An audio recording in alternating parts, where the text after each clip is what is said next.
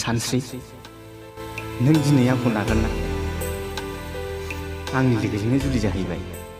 सोमखोर नों दुखु दाजा आंबो नोंखौ हाजासे गोरबोजों मोजां मोनोमोन नाथाय आं मा खालामनो सोमखोर।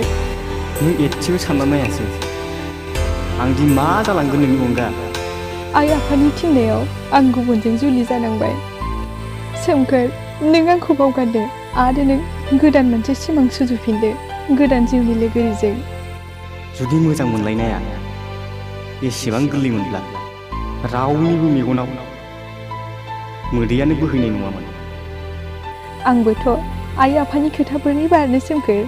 उन्दैनिफ्रायनो आंखौ फेदेरबोबाय फोलावबोबाय। आंखौ निमाहा हो सोमखोर आं बे जोनोमाव नोंनि जानो हायासै। आं एसेबां गोबावनि मोजां मोननायखौ बोरै हरखाबै सानसेयावनो बावगारलांनो हानो। नोंबो गुबुनखौ लाना सिमां सुजुफिनदो सोमखोर अन्नानै प्लिज।